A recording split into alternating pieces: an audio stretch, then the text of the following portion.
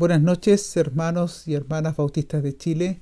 Es un honor saludarles en esta celebración de Pentecostés, donde toda la comunidad cristiana a través del mundo recuerda la venida del Espíritu Santo a la vida de la Iglesia. Quisiera agradecer a todos los que han participado durante el desarrollo de este servicio y reciban un saludo afectuoso a nombre de nuestro liderazgo y también a nombre de todos los bautistas de Chile, no solo a la hermandad acá en nuestra patria, sino en todos los lugares que nos están mirando a través del planeta. Quisiera titular esta reflexión Pentecostés, el Espíritu de Jesús en la Iglesia. Y este título no se enmarca solo en un criterio poético, sino en una convicción teológica y coherencia escritural que demostraré a continuación. Al hablar de la experiencia de la venida del Espíritu Santo a la vida de la Iglesia, tendré también en mi mente y en mi horizonte de reflexión la siguiente pregunta: ¿cómo ayuda lo que sucedió en Pentecostés a la Iglesia y a la sociedad chilena de hoy en medio de un conflicto social que está siendo canalizado democráticamente, pero que está a puertas del inicio de una convención constituyente que abre un universo de posibilidades y de construcción de un marco de convivencia ciudadana importante que puede aportar la Iglesia, pero también que puede aportar la Iglesia en una situación de crisis como la que vivimos a nivel mundial, en donde hay situaciones de precariedad económica, de precariedad en cuanto a la salud, de partida de seres queridos, que ha deteriorado nuestra calidad de vida en muchos sentidos, que la ha alterado, que la ha modificado, y que demanda también algún tipo de respuesta e involucramiento de parte de la Iglesia desde una óptica distinta. Cuando hablemos del Espíritu Santo, entonces, durante esta reflexión, tendré en mente ese horizonte. No solo quiero describir algunas cuestiones a nivel teórico general, sino que para intentar responder esta pregunta o mantenerla presente en la reflexión, voy a invitarles a pensar en algunos signos que son necesarios para identificar que el Espíritu Santo está trabajando entre nosotros también. Algunos elementos que a mí me parecen fundamentales en la vida del creyente, que están en la Escritura, como lo voy a demostrar.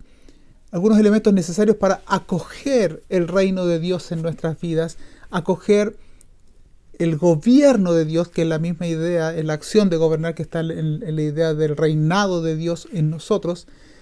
¿Qué hacer para acoger este reinado de Dios, para recibir, para involucrarnos y estar bajo su gobierno de tal manera que el proyecto de Jesús, así lo vamos a denominar, se lleve a cabo no solo en nosotros, sino a través de nosotros?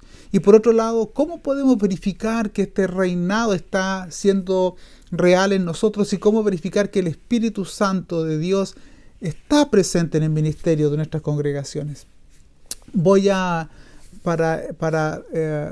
reflexionar sobre esto, voy a invitarles a mirar tres momentos de la Escritura: uno al comienzo del ministerio de Jesús, o tal vez diría previo al ministerio de Jesús con Juan el Bautista.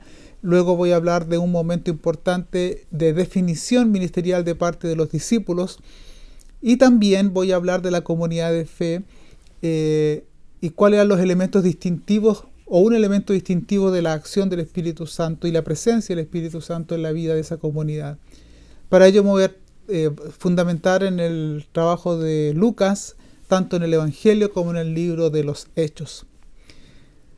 El primer momento que quiero invitarles a pensar está asociado con la predicación de Juan el Bautista, relatado en Lucas capítulo 3 del 1 al 17. Juan el Bautista hace un llamado al arrepentimiento y hay gente que reacciona a ese llamado. Algunos están más bien asustados, por eso les llama generación de víboras, más que arrepentidos están asustados.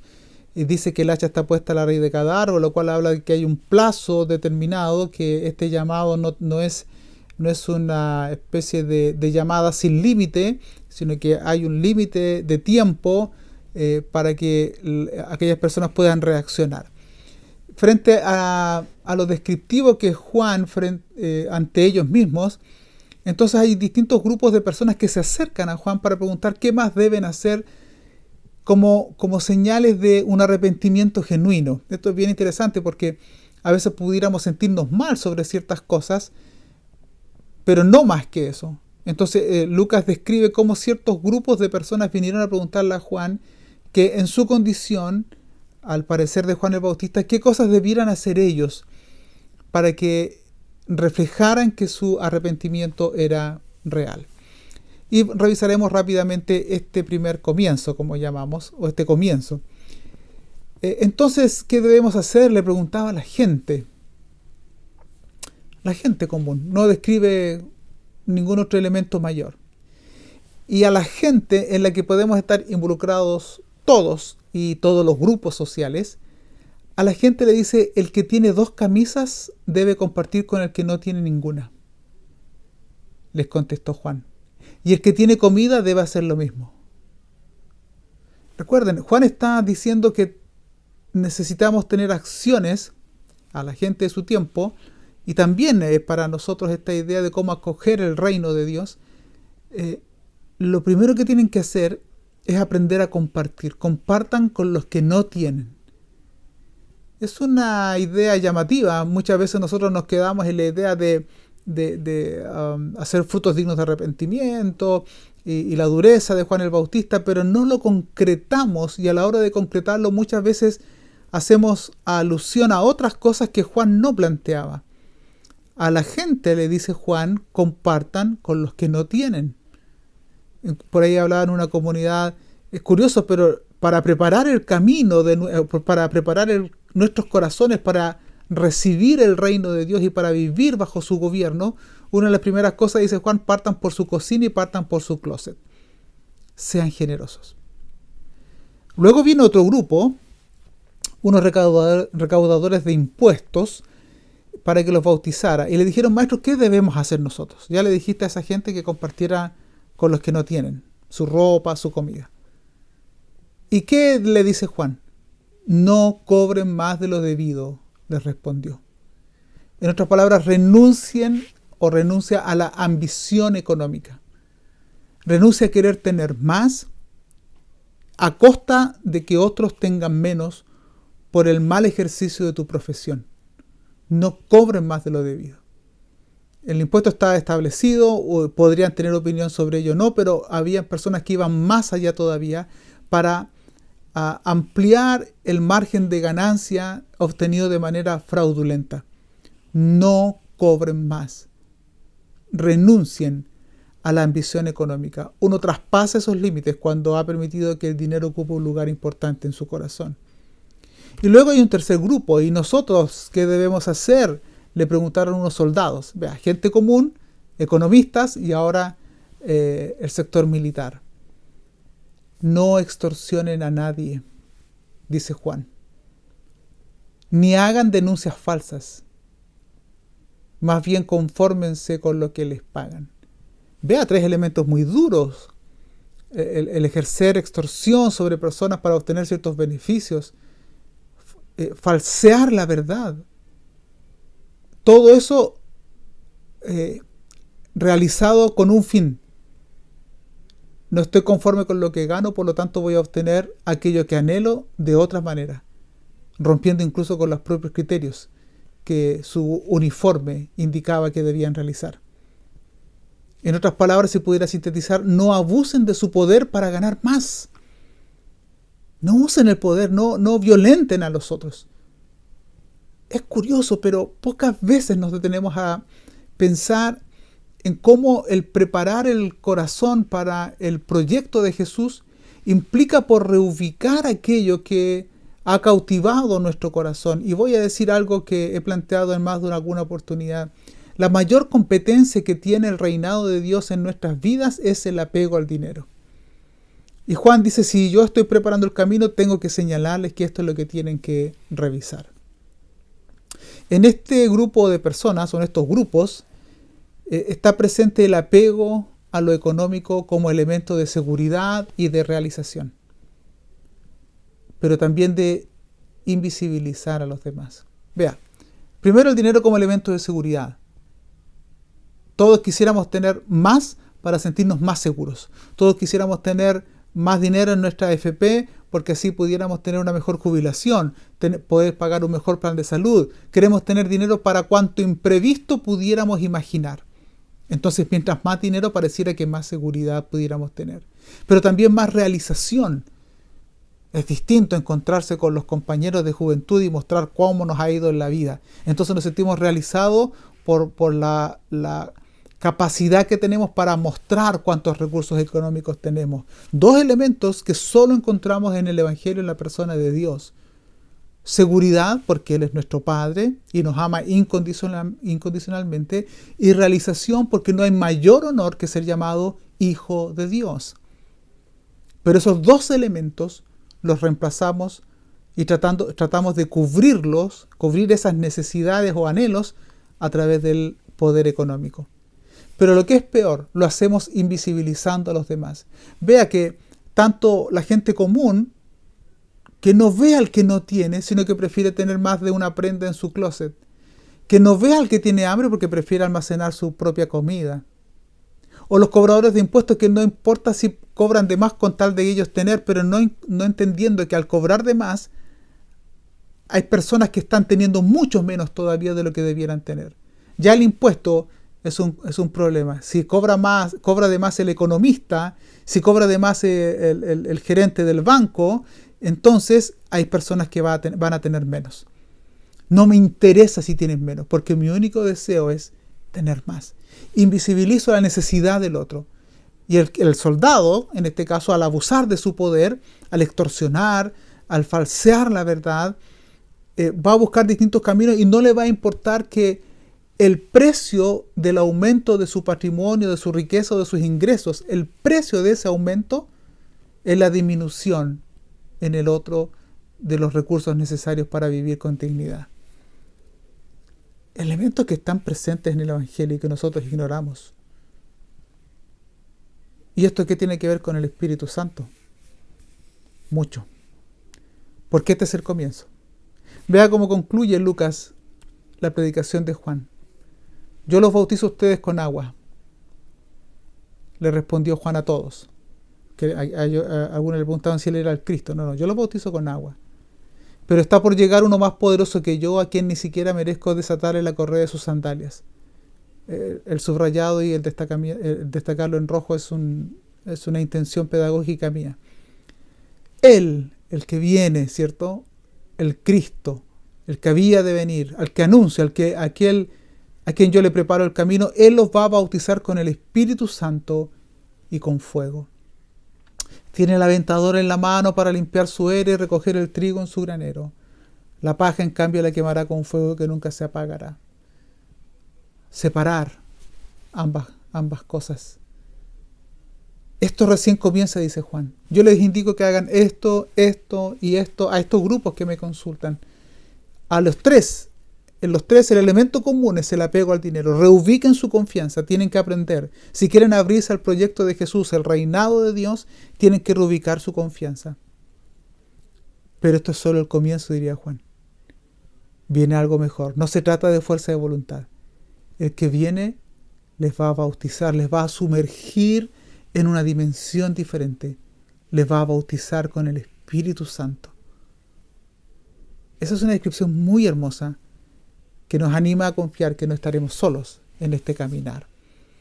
En ese sentido, hermanos y hermanas, si queremos vivir bajo la influencia del Espíritu Santo, necesitamos en primer lugar arrepentirnos sinceramente, porque si hay un problema en Chile, nosotros somos parte del problema.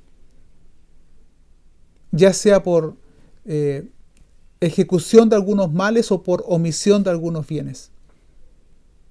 Tenemos que arrepentirnos sinceramente, no solo de estar asustados, sino arrepentirnos porque somos parte del problema. Y parte de aquello se manifiesta en que el apego a lo material ha permeado nuestros ministerios. Frente a algún desafío de Dios, he escuchado a muchas congregaciones preguntar si cuánto cuesta eso. No es si Dios lo está indicando o no, cuánto cuesta, porque lo que importa es el dinero. El apego a lo material ha permeado muchos ministerios. Han medido su éxito en su poder económico. Pero no solo a nuestras iglesias. El apego al dinero y a lo material ha permeado a nuestra sociedad. Hemos olvidado como iglesia y como sociedad chilena que el amor al dinero es el principio de todos los males. No se pueden exagerar las ganancias, no se puede concentrar todo en mantener y en mantener en ganancias permanentemente. Tenemos que aprender a ser más solidarios. Si queremos abrirnos al reinado de Dios, tenemos que reubicar estas confianzas y tenemos que pensar bien qué está pasando con nuestros recursos. Un segundo momento, en medio del camino. Jesús dialoga con sus discípulos y voy a resumir parte del capítulo 12 de Lucas. Jesús está invitando a sus amigos, a sus discípulos, a quienes les llama amigos. Les está invitando a no tener miedo de los que matan el cuerpo. Ahí está el verso donde aparece. Les anima a confiar en la guía del Espíritu Santo cuando los lleven a las autoridades. Esto lo dice a propósito de que cuando los lleven a los gobernantes, a las sinagogas, no tengan temor porque el Espíritu Santo en ese momento les va a decir lo que tienen que hablar. Confíen en la obra del Espíritu Santo. Es un desafío. Es una llamada motivadora, pero no sencilla de abrazar de buenas a primeras. A sus amigos y discípulos les plantea también que la vida no consiste en acumular riqueza. Incluso les cuenta una parábola en Lucas sobre un hombre que acumula y aumenta sus graneros y de pronto se acaba toda su historia. Y la Biblia llama a ese hombre que acumula, lo llama en la parábola un necio. Un hombre que no sabe de qué se trata la vida. Un hombre que hace de la vida un simple acumular. La vida le dice a los discípulos que están en un sueño de seguir a Jesús, en el deseo, pero también están mirando lo que sucede a su alrededor. La vida no consiste en acumular riquezas. Al contrario, les dice, no se afanen, no se preocupen. No se preocupen por la comida, no se preocupen por el abrigo. Los mismos elementos que estaban en el primer grupo de la gente común de Juan el Bautista. Los que tienen 2 camisas, regalen una. Los que tienen comida, hagan lo mismo. Comida y abrigo, los elementos fundamentales de la sociedad de la Palestina del tiempo de Jesús. No se afanen por eso. No se desesperen, no se preocupen, no pierdan la perspectiva. Confíen. Dios sabe que ustedes necesitan eso. Por eso les invita a buscar el reinado de Dios, a ser gobernados por Dios. Porque Él sabe de qué cosas tenemos necesidad. Qué sencillo, pero qué desafiante al mismo tiempo. Y los discípulos que van a darle continuidad al mensaje de Jesús y a su ministerio durante su vida en la tierra, estos discípulos tienen que tomar una decisión al respecto. Y Jesús, descrito por el evangelista Lucas, sintetiza, remata con una figura que es muy linda y que he compartido más de una oportunidad en algún lugar. A este grupo a los que les está animando, junto con el ánimo les lanza un desafío final. Leo para ustedes. No tengan miedo, mi rebaño pequeño. Qué hermosa expresión. Porque es la buena voluntad del Padre darles el reino.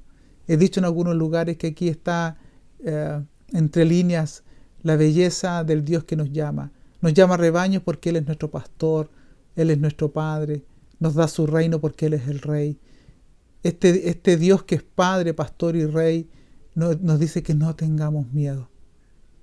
Y vean, no es una especie de acurrucar nada más a un infante, sino que nos dice no tengan miedo, pero nos desafía. Y desafía a esa comunidad de discípulos. Vendan sus bienes y den a los pobres. Provéanse de bolsas que no se desgasten. Acumulen un tesoro inagotable en el cielo donde no hay ladrón que aceche ni polilla que destruya. Pues donde tengan ustedes su tesoro, allí también estará su corazón. Palabras muy concretas. Muy inspiradoras, pero desafiantes. Reubica tu corazón. Y ya había hecho alusión al Espíritu Santo en este mismo texto, tal como lo cité anteriormente, cuando fueran llevados a las sinagogas. El Espíritu Santo, Él les va a acompañar. No tengan temor. Confíen en Dios que es pastor, que es padre y que es rey. Pero fruto de esa confianza, sean generosos. Que nadie los detenga en eso. Dios está reinando cuando su iglesia aprende a ser generosa.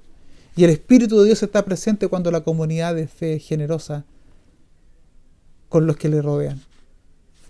En medio del camino, Jesús a sus amigos y discípulos les anima a no temer, a seguir confiando en Dios y a vivir en constante donación. ¡Qué belleza! La vida no es para acumular cosas, la vida es para amar y darnos completamente a los demás. Permítame un juego de palabras para que lo repasen en sus mentes como actividad pedagógica. No hay que temer a no tener. Más peligroso es tener sin temer a Dios. Eso es peligroso. Ay de los ricos de este mundo que no temen a Dios. Hay de los que su mayor temor es no tener, en lugar de temerle a Dios. Este juego de palabras está inspirado en lo que Jesús le dijo a sus amigos y discípulos. No tengan miedo a los que destruyen el cuerpo. Hay otro al que hay que tenerle temor, que tiene poder y autoridad para castigar el alma, si así lo pudiéramos describir. No hay que temer a no tener. Más peligroso es tener sin temer a Dios. Y un tercer momento es la iglesia llena del Espíritu. Ya sucedió Pentecostés y ya Pedro predicó tanto en el aposento alto, donde planteó que aquello que la religión de su tiempo rechazó, Dios lo resucitó. Y que Dios ungió a Jesús con el Espíritu Santo para que desarrollara su ministerio. Y que fue Dios quien obró a través de Jesús. Todos estos elementos dan cuenta de que si Dios resucitó a Jesús es porque lo que hacía Jesús es lo que la iglesia tiene que realizar.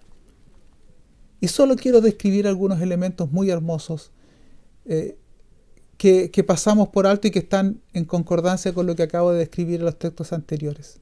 Me voy a remitir a leer algunas cosas. Así pues, los que recibieron su mensaje fueron bautizados. Esto es posterior a Pentecostés en el capítulo 2. Y aquel día se unieron a la iglesia unas 3.000 personas. Se mantenían firmes en la enseñanza de los apóstoles, en la comunión, en el partimiento del pan y en la oración. Todos estaban asombrados por los muchos prodigios y señales que realizaban los apóstoles. Todos los creyentes estaban juntos y tenían todo en común. Repito, todos los creyentes estaban juntos y tenían todo en común. Vendían sus propiedades y posesiones y compartían sus bienes entre sí según la necesidad de cada uno. Esto no fue algo que nació solo después de Pentecostés. Era una enseñanza que Jesús había dejado y era una invitación que Juan el Bautista ya había entregado. Sean generosos. Vendan sus propiedades y posesiones. ¿Para qué quieren más? ¿Para qué quieren tanto? No se van a poder llevar eso a otro lugar. Compartan sus bienes entre sí según la necesidad de cada uno. No dejaban, dice, de reunirse en el templo ni un solo día. Querían estar juntos. De casa en casa partían el pan y compartían la comida con alegría y generosidad. Un elemento fundamental de una iglesia sana es una iglesia alegre. Recuerdan las indicaciones: venir ante su presencia con alegría y regocijo. No como un deber cansador, con alegría. Cuando el Espíritu Santo hay alegría, gozo de hacer lo que se hace y hay generosidad. Alabando a Dios y disfrutando de la estima general del pueblo. Y cada día el Señor añadía al grupo los que iban siendo salvos. Luego en el capítulo 3 hay una idea muy interesante, porque Pedro y Juan van a la oración al mediodía y hay un hombre que les pide limosna y Pedro y Juan dicen: no tenemos plata ni oro. Eso es decidor. La iglesia no está llamada a acumular riqueza. Pero lo que tenemos te damos. En el nombre del Señor Jesucristo, levántate. ¡Wow! Mi gran temor es que la iglesia hoy día esté más preocupada de tener dinero que tener gracia de Dios. Y que hagamos de nuestro ministerio la acumulación de recursos económicos en lugar de confiar plenamente en el Dios que nos ha llamado. Pedro y Juan, luego de haber sanado a este hombre, fueron apresados por el alboroto que esto se generó. Ustedes pueden leer eso en el capítulo 3 del libro de los Hechos. Y al no encontrar falta en ellos y por temor a la gente, las autoridades los amenazaron y los liberaron junto al resto de los discípulos. Cuando se reunieron, alabaron y oraron al Señor con mucha efusividad. Y luego en el capítulo 4 se describe cómo termina esta situación y quiero leer esto para ustedes. Después de haber orado, tembló el lugar en que estaban reunidos. Todos fueron llenos del Espíritu Santo y proclamaban la palabra de Dios sin temor alguno. Vean, todos fueron llenos del Espíritu Santo. Y ese mismo todos los creyentes eran de un solo sentir y pensar. Nadie consideraba suya ninguna de sus posesiones, sino que las compartían. ¡Wow! Se repite el mismo fenómeno. El Espíritu Santo en Pentecostés desciende y luego es descrito como que todos compartían lo que tenían. Y aquí nuevamente oran después de una sanidad y un conflicto, y el Espíritu Santo de nuevo los llena. Y el mismo comportamiento se reproduce. Nadie consideraba suya ninguna de sus posesiones, sino que las compartían. Los apóstoles, a su vez, con gran poder, seguían dando testimonio de la resurrección del Señor Jesús. La gracia de Dios, continúa el relato, se derramaba abundantemente sobre todos ellos, pues no había, subraye eso, ningún necesitado en la comunidad. Quienes poseían casas o terrenos los vendían, llevaban el dinero de las ventas y lo entregaban a los apóstoles para que se distribuyera a cada uno según su necesidad.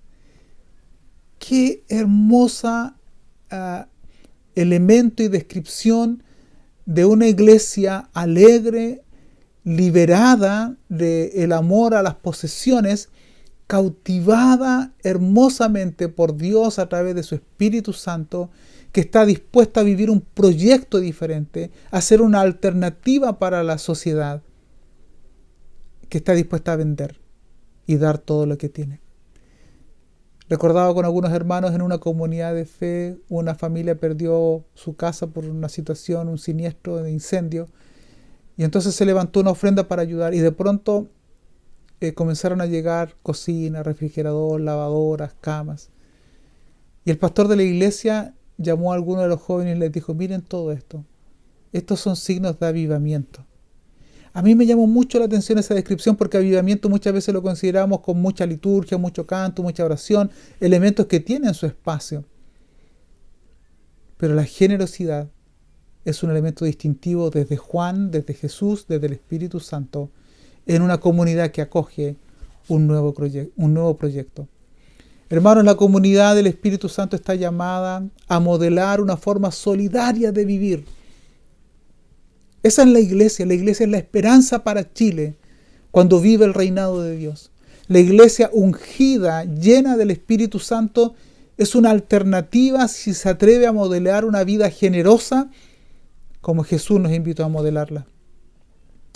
Y a abrir camino de generosidad. En nuestras comunidades de fe no puede haber gente que no tenga sus necesidades cubiertas. Pero también podemos promoverlo esto para Chile. No puede haber compatriotas, aún extranjeros, que no tengan lo necesario para cubrir sus necesidades más fundamentales. Insisto, la comunidad del Espíritu Santo está llamada a modelar una forma solidaria de vivir. No puede promover alguna práctica de acumulación de bienes.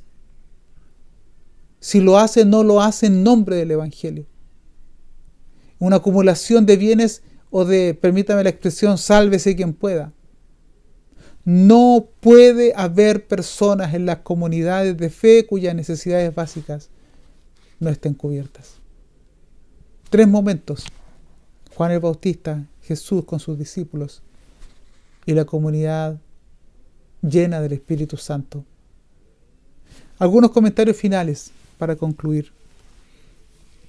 Amigos, hermanos, hermanas, hacer del Espíritu Santo un fin en sí mismo y no asociarlo con la persona, obra y enseñanza de Jesús de Nazaret es caer en el misticismo ingenuo. Dios nos libre de eso.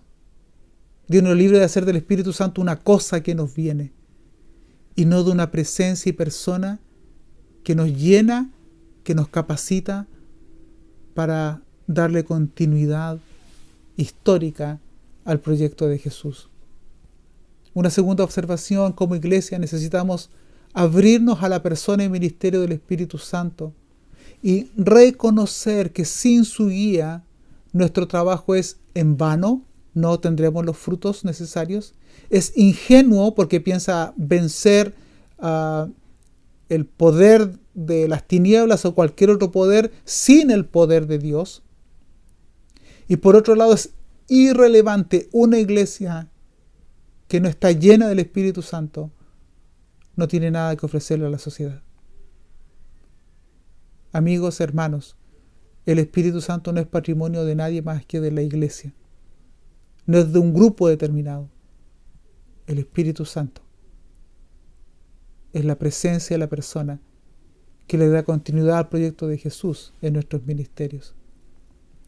Y por último, mi anhelo como pastor, como presidente de UBACH y CEBACH en estos años, y mi oración, es que el Espíritu Santo con el que el Padre ungió a su Hijo Jesucristo habite plenamente en la iglesia del Cristo resucitado y nos ayude a ser fieles al reino de Dios para vivirlo y anunciarlo en nuestra nación. Que Dios les bendiga.